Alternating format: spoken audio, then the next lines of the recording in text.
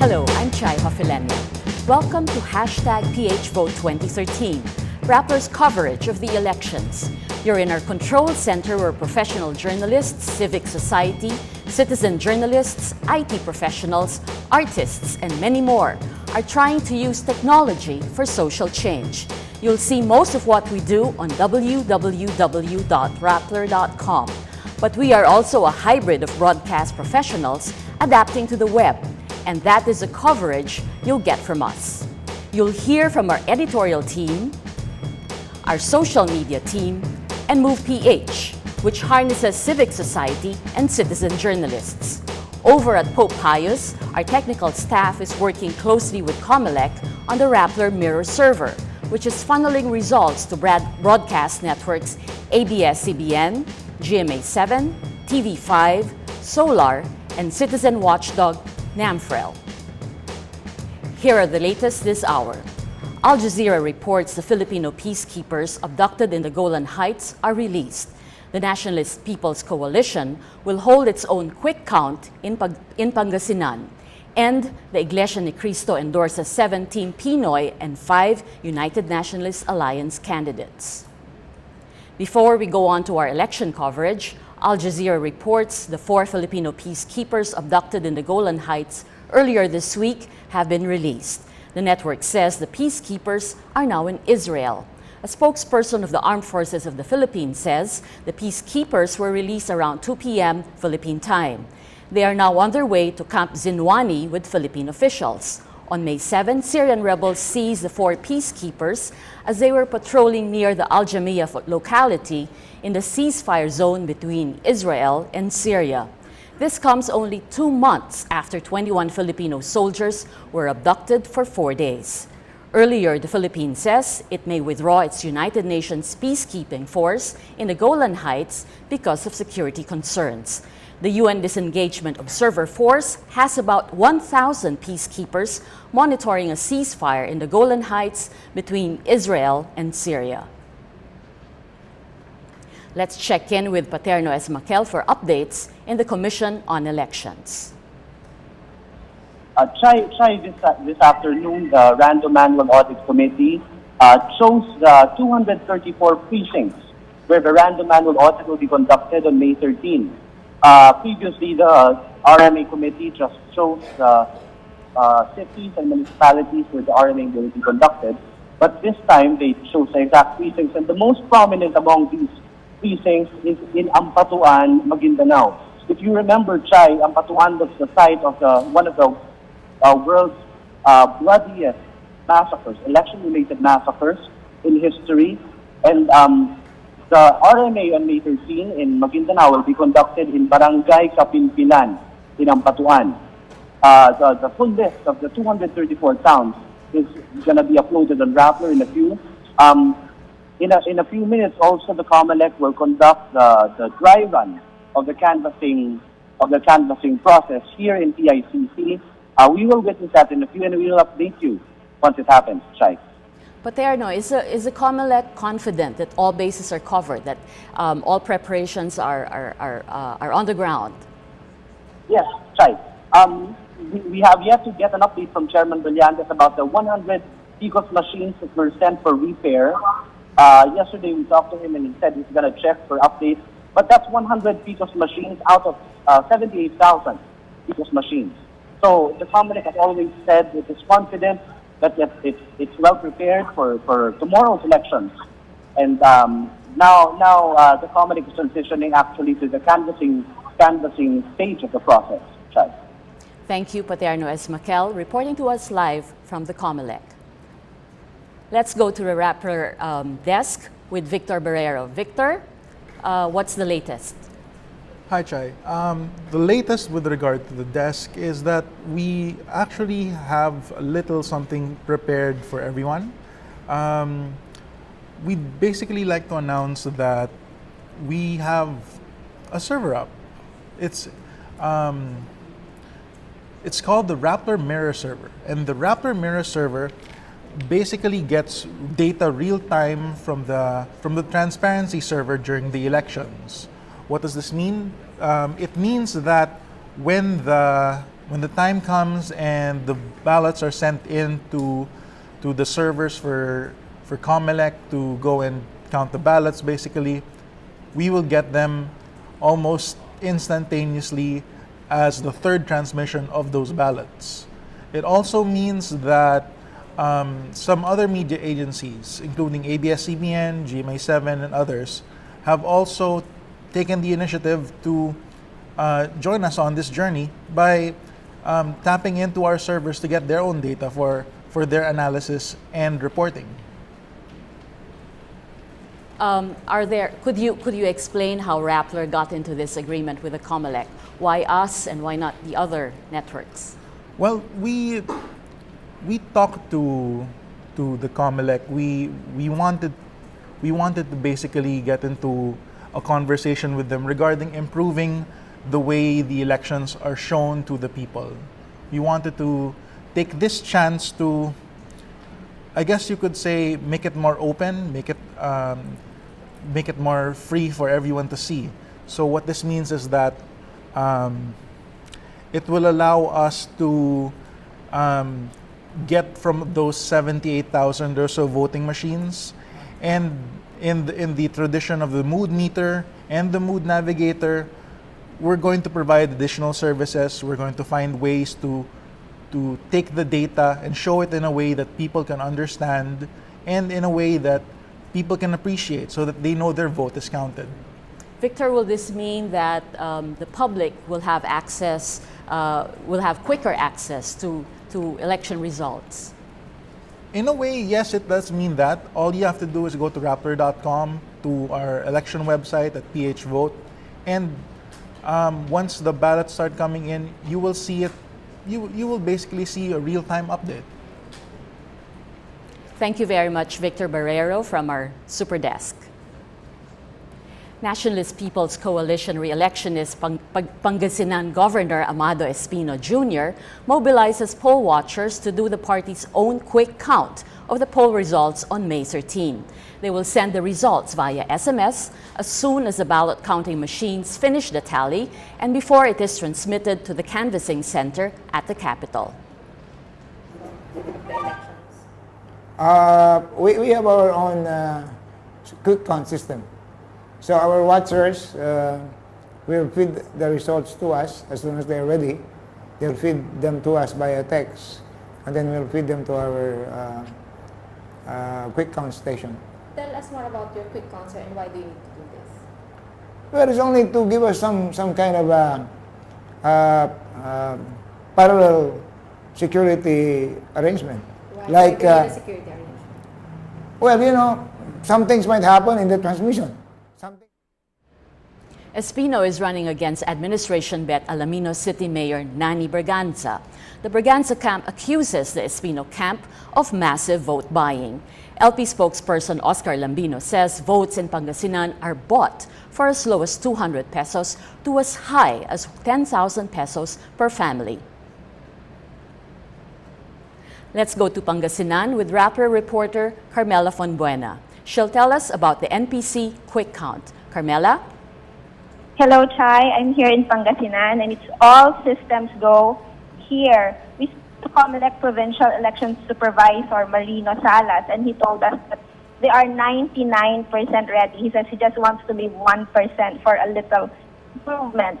So they have completed the inventory of machines and paraphernalia, and they've had early deliveries for the far-flung areas and the big cities here in Pangasinan, like Dagupan City and San Carlos City. He wants to make sure that voting will start 7 a.m. tomorrow. Having said that, Salas say they are preparing for any eventualities given the heated gubernatorial race here. And we've heard Provincial Administrator Rafi Baraan. He's the Provincial Administrator of Governor Amado Espino. And this Pangasinan is the country's one of the vote richest provinces in the Philippines, and Malacanang has set its eyes on this province. The incumbent governor is Governor Amado Espino, and he belongs to the Nationalist People's Coalition. It's a coalition ally of the administration's Liberal Party.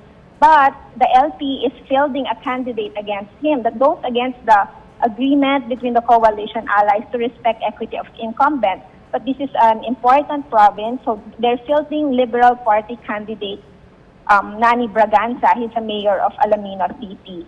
So we've heard Provincial Administrator Rafi Baraan. They want to make sure that they have, as security measure, a parallel count. So what they will do is they will have poll watchers in all 2,364 voting precincts.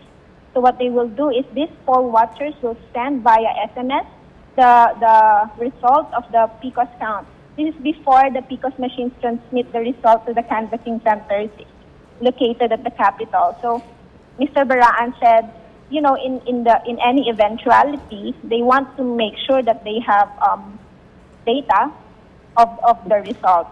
And so it's a heated race here in Pangasinan, and you have the NPC wanting to make sure that the votes are properly counted. They're very confident that they will win here in Pangasinan, but they're also a little worried because Malacanang has set its eyes on this province, and Malacanang has been backing Mr. Braganza. Carmela, do you hear He me? is also Oh, sorry. complaining. Go ahead, please. Yes. The Liberal Party you have mentioned, Chai, is complaining about massive vote buying here in Pangasinan. So both are attacking each other, but COMELEC is confident that tomorrow it will be peaceful. So let's hope no untoward incident will happen. Chai? Carmela, Pangasinan is known to be one of the vote-rich provinces in the country. How would the outcome of the votes there, would the outcome of the votes there have any impact on national issues? A national issue? Well, Pangasinan is a vote-rich province. It's also an NPC territory. This is NPC is an important coalition ally of the administration, and in the House of Representatives, for example, the administration has been able to pass important legislations with the help of the NPC. And the rivalry here in Pangasinan is complicating matters because, you know, the son of NPC founder and the uncle of the president, Eduardo Dandingo Juanco, the son is Marco Juanco, has been complaining about what he said is black propaganda here in Pangasinan against their candidate, Governor Amado Espino. But so far, the national leaders have been saying that they're okay, that Liberal Party and the NPC, they're okay. So it will affect, this is an important territory because we don't know how will it affect the important partnership between the Liberal Party of the administration and the NPC, which is a very solid party, especially in the House of Representatives. When we talk about the senatorial race, it's also, we've heard a lot of reports about the NPC junking some Team PNoy candidates. So we will see in the results here how NPC, if they will carry the Team PNoy 12-0, or will they just favor a few candidates? Just one last question. Over the past few days, we've been hearing about various accounts of vote buying. Is that happening over there in Pangasinan as well? There have been a lot of reports on vote buying, and that's what the Liberal Party has been saying against the camp of Governor Amado Espino. And this is also linked to the allegations that Governor Espino is involved in hueteng. We just spoke to, for example, Archbishop Oscar Cruz this morning, and he had the same sentiment that a lot of money will be given to voters tonight because the Archbishop is a known critic of the governor, and he accuses him of being a hueteng lord. So that's the context of the allegations here in Pangasinan. But it is not exclusive to Pangasinan. According to COMELEC Provincial Election Supervisor Salas, it's happening in a lot of areas here. Well, in northern Luzon and central Luzon, we've reported a lot of cases of vote buying. Thank you very much, Carmela. That's very useful information insofar as Pangasinan is concerned. And certainly we will continue watching the conduct of elections there, especially when it begins tomorrow. The Iglesia ni Cristo distributed sample ballots to its members on Saturday, May 12, identifying its chosen senatorial candidates. 7 come from Team PNoy and 5 from the United Nationalist Alliance. The INC boasts of an estimated 1.3 million voters and is known to vote as a bloc. Quezon City scrambles to distribute election materials to their respective precincts on Sunday. The delay is caused by a lack of coordination among the teachers, police, and drivers of the multicab that will transport the materials to the precincts. The Quezon City Treasurer's Office says COMELEC did not approve their request for a 2-day distribution of election materials, forcing them to change their original plan for the delivery of supplies. The office says it aims to distribute all election supplies by Sunday night. Let's go to the Move.ph team, and I think we have Zach Hughes over there. Hi, Zach. Hi, Chai. Just to let you know, we're working on some stories. Earlier this day, we talked about vote violence during this election. Right now, we're looking at vote buying. Of course, there are a lot of reports of vote buying across social media. With the help of our social media team and our research team, we've been getting a number of reports. But I just want to give you a few ideas of the reports that we've been able to verify. And by verify, I mean we've actually called up the sources and asked them what happened, when did it happen, and got detailed information. In Pagadian, we've seen votes going for as high as 1,000 pesos and some as low as 500 pesos, and votes being bought by both parties reportedly. Others have received coupons or exchanged gifts, received groceries in exchange for their votes with attached SIM cards also and vote and loads. In Cavite, of course, there's a famous report of vote buying by candidate Governor Maliksi, who was caught on video supposedly giving away money. He denies this. He says that the money being given away was for barangay officials as an allowance to cover their expenses during the election. We don't know that for sure, but at least that's what's on video. In Cebu, we have a vote buying incident involving 20 white envelopes with each of 1,000 pesos. So you see, we have a small, these incidents are very small and far between, and it's quite hard to verify. So what we invite our viewers to do is to go to our Vote Watch page, and you can actually report and verify the votes for the vote buying incidents for yourself. Here we have an interactive map where you can actually see which incidents are reported and where, the locations, if it's vote buying or violence. So Vote Watch is the page to visit. Over in Laguna, an interesting story there, one of our Rappler movers, Derek Alviola, wondered why all the names in a certain province were kind of familiar. And he looked at the province and the people running in that province in Laguna, and he found that actually 4 of them were ejercitos.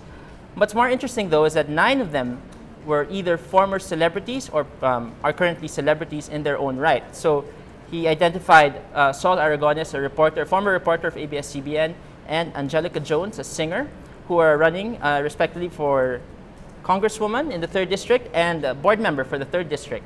And Derek made an interesting report for Rappler, and he filed it in Rappler Move, and we'd invite everybody to read that and find out why is Laguna a star-studded province. Yes, I remember reading that story myself, and I think it was an excellent story. Could you give us a sense of whether what started this thing, especially in Laguna? Why so many celebrities running in the local races? Derek has an interesting theory. He thinks that Laguna has become a star-studded province just because it's close to Metro Manila, and that allows them to continue their profession in acting or being a celebrity while entering politics. So I guess it's the best of both worlds for them. Do you think this will be the start of more stars and celebrities trying to make an attempt even at the Senate level? Yes. Well, we've seen cycles of celebrities going into politics, and some of them have made it, some of them have not made it. I think whenever a celebrity makes it into national politics, it encourages other celebrities to try it out either in the local level or the national level. And with former President Estrada, being a success. Even despite his conviction for plunder and his pardon, he's still making a try for the local elections in Manila. Maybe we might see a couple of more celebrities making a try. Thank you very much, Zach. We now move over to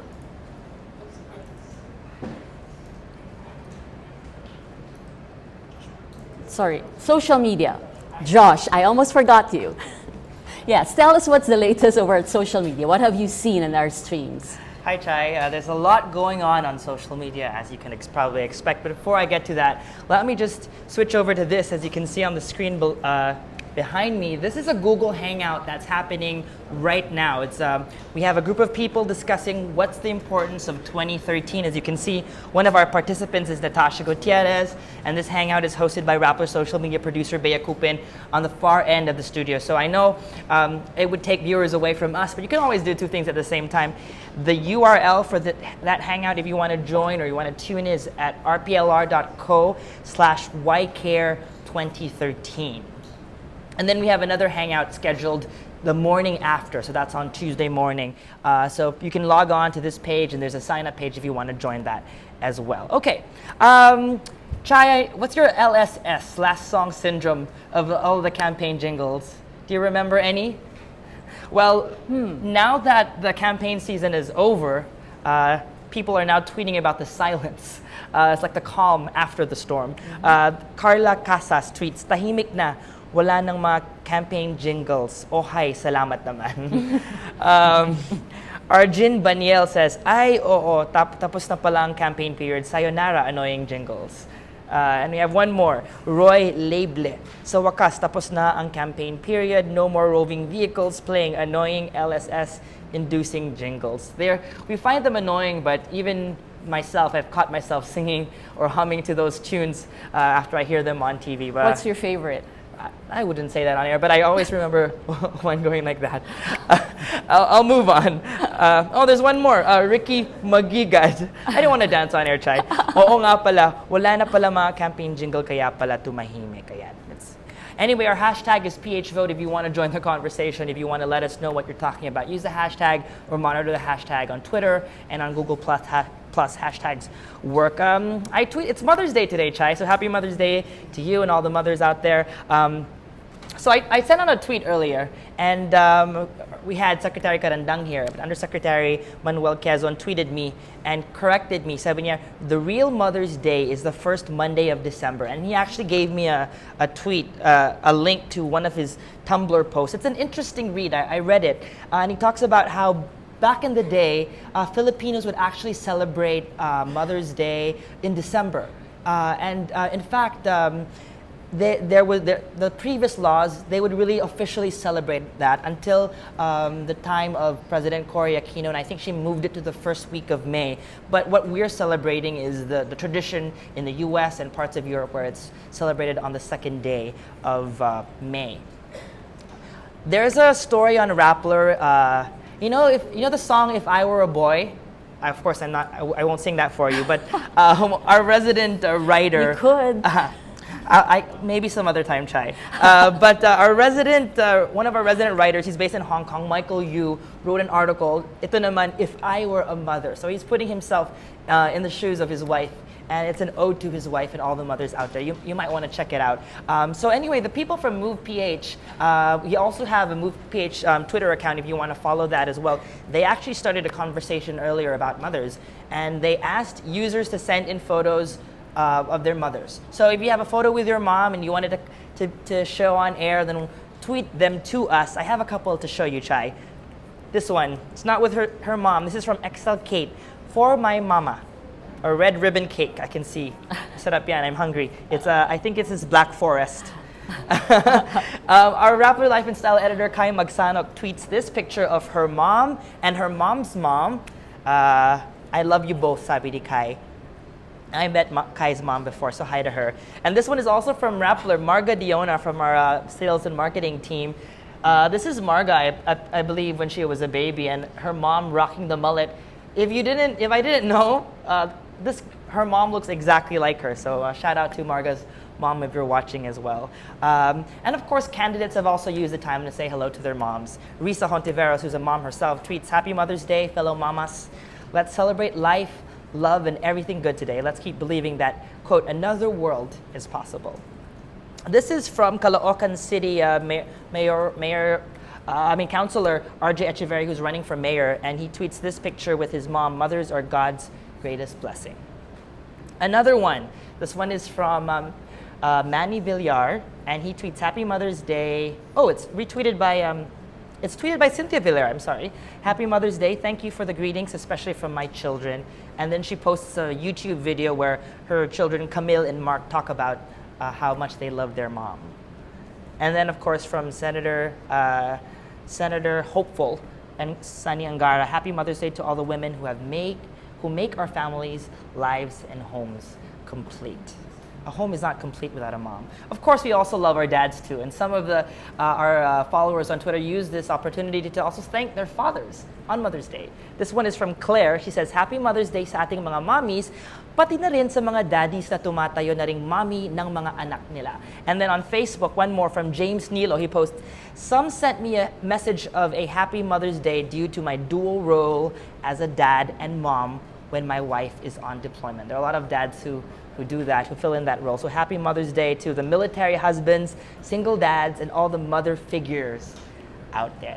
That's cute. Don't forget to follow Rappler on social media. We have a lot of accounts for you. We're on Facebook, we're on Instagram, we're on Tumblr, and on Google+.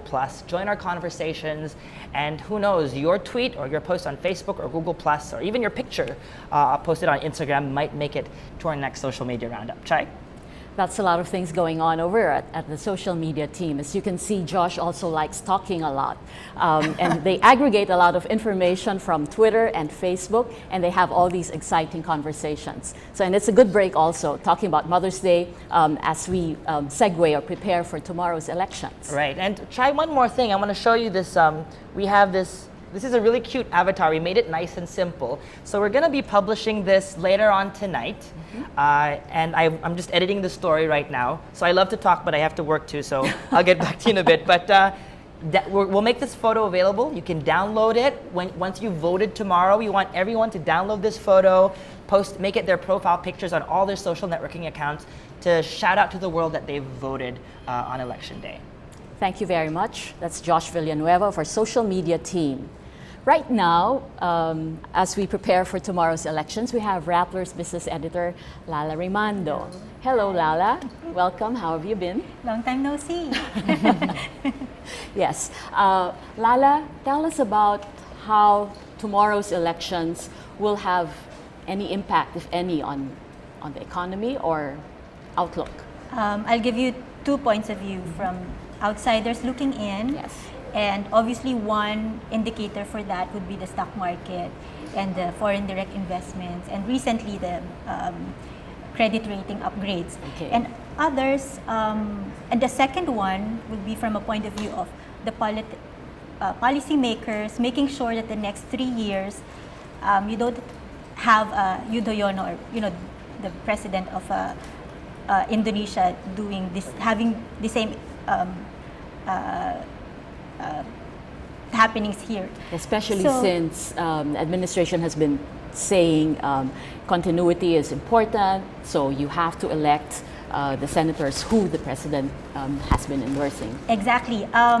One major thing that happened last week, the last trading day before tomorrow's elections, the stock market reached its 29th record high for the year, and it's only May. We're already on the 29th. I was actually expecting that the stock market would go down because the day before that, we've had this scuffle about the money ban. Yes. You have the COMELEC deputizing the Bangko Central to make sure that there's a cap to the amount of withdrawals that Filipinos would have. That kind of shook the industry. It told me essentially that there's a big divide between how the politicians view the economy, how the economy works, and how the industry thinks that we're in a regulated environment and we don't do things just like that. We go through a process, etc. Is this the reason why the president sort of intervened and said, no, you shouldn't? Without my nod, go ahead with Yes. it. I think he understood because apparently there were also discussions among the cabinet members. You have the Justice Department, the Department of Finance, and the Trade Industry secretaries coming together and going against that move. So you have a president whose own government, one side of his government, are up against what the Paul chief is doing. How about would the outcome of the elections have any? We'll do it reverse. Okay. Would the outcome of the elections have any bearing or impact on the economy? Are people like waiting, or it's a foregone conclusion? They already know it. This really wouldn't matter.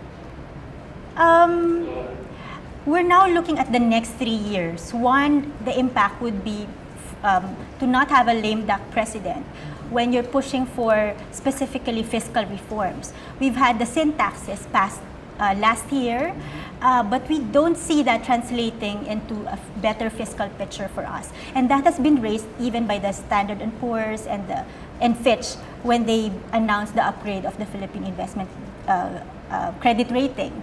They said, watch out for your credit, watch out for your fiscal picture, not because you're doing badly or because, we have our fiscal picture now is something around the vicinity of 2% of, we have our collections equivalent to around 2% of the entire economy. That's not bad against, you have economies abroad like Greece or, all of these Western economies having issues about their fiscal picture. But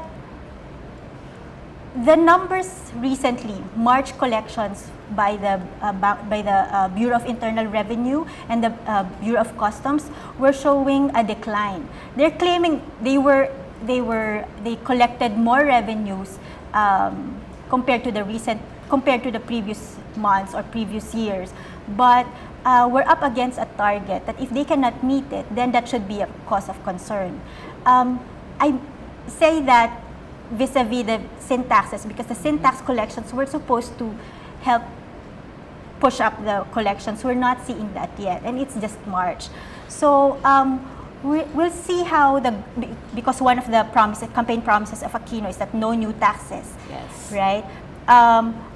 Will there be anything earth-shaking that he will introduce to the lawmakers in the next 3 years? He mentioned mining taxes. Okay, that's fine.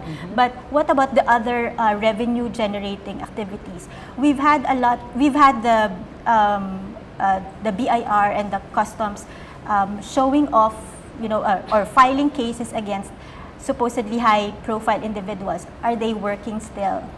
Because at the end of 2016, at the end of President Aquino's term, we'd like to make sure that he's turning over a budget, a government that is healthy, financially healthy. So we'll see if ever he'll be able to push through the mining tax bill, mining tax reform bill, and all the others that were listed without essentially telling the Filipino, okay, I'm coming over, I'm not pushing through with my campaign promise of no new taxes because I couldn't do all the others that I have in mind. We still have Jean Encinas, who teaches political science at UP Diliman. Jean, do you share Lala's, what's your take on the outcome of the elections? Will this have any effect on the economy, you think? I think the economy will be fairly the same. It's been growing for some time now. But then I think the real pressure within the next 3 years for this administration is whether this good economic picture will really translate into poverty alleviation. Because at the end of the day, 2016 will be about this. Poverty alleviation and trickling down. It takes a while. It's been taking a long time, and the impression has been it's just been the middle class and the very rich people, usually, class A, who have benefited from the growth. What can be done by the government? One classic example, the energy sector, that has always been focused on as an area of concern for attracting more investments. We see now an energy secretary who was chosen because he couldn't be accommodated in the local slate. And we're up against, I have met Secretary Padilla and I have high regards for him, but he's up against a big and a major issue, a power. I mean, we've had brownouts the past days. And I think the focus is also on him and how he manages what are the who are the issue makers in the next 3 years, because by 2016 I would like the Philippines to be more competitive and strike off energy issues, energy supply, both energy supply and energy prices as a main constraint to investments. That's cute. It's a cute area because remember we had an interview with previous Secretary Rene Almendras, and he focused on cooperatives. Cooperatives in the provinces are controlled mostly by the powers that be. Most of them politicians, and some of them will be elected this time. And that just came back to me, the issues in, let's say, in Albay involving Governor Joey Salceda. Okay, and then you see the interlocking dynamics between how he was chosen as a LP bet, etc. But previous to that, his province was threatened to be taken off the grid because they were not paying well. They were not paying their energy, their power supply. We saw that also in somewhere in Luzon, near Subic area. It's how the graft and corruption, or whatever issues the electric cooperatives are facing or will be facing in the next 3 years will also be dependent on the outcome of this particular election. Okay, we'll go back to this discussion about the economy and politics in a bit. In the meantime, let's check in with Rappler reporter Catherine Visconti, who I believe is in Cavite. Catherine, can you hear me? Hi there. Yes, I can hear you. Oh, good. I am in Garden of Life Cemetery in Mandaluyong, and I am surrounded by people visiting their dead relatives, chickens, and ghost voters. If we can pull up some of the images that we've taken before, we've actually visited tombs of people who have died, but they are still officially registered to vote in the Philippines. And when we went ahead and we checked the Mandaluyong Civil Registry, we saw them listed as dead, and then we went ahead and we checked the local Comelec office. And if we can pull up some more pictures, we saw that they were also registered as certified voters. And this was a tip given to us by NAMFRIL. And Rappler looked into this, and we found that there were 13 dead Filipinos registered to vote in Mandaluyong alone. And this isn't a particularly large voting population. This is under 200,000 voters. So are you getting a sense, Catherine, that the voters' lists aren't that clean, and that this could pave the way for questioning the credibility of the elections? So what we're seeing is that these are messy lists, and that the Comelec will have to pay attention to them. But when we spoke to the local Comelec officer, she said that these people shouldn't be able to vote come election day. But we also noticed other anomalies. We noticed that 65 of the people that were registered to vote had the same birthday, and this birthday would put them at 113 years old. And we asked Comelec about this as well, and the local officer in Mandaluyong told us that this is what happens when people don't list their birthdays properly. So I'm not sure if there could be a case down the line. They seemed confident that there wouldn't be, but this definitely looks messy. So is this an area of concern as far as NAMFRIL is concerned?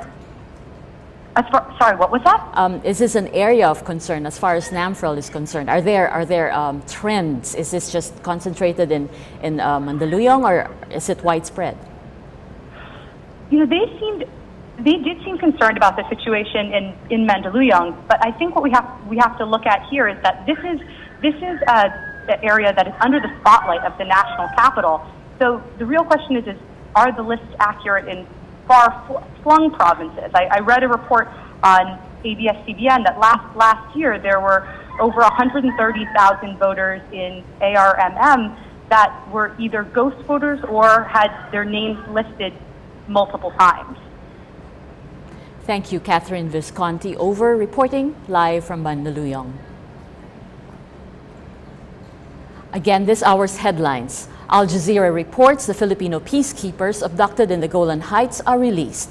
The Nationalist People's Coalition will hold its own quick count in Pangasinan. And the Iglesia ni Cristo endorses 7 Team PNoy and 5 United Nationalist Alliance candidates.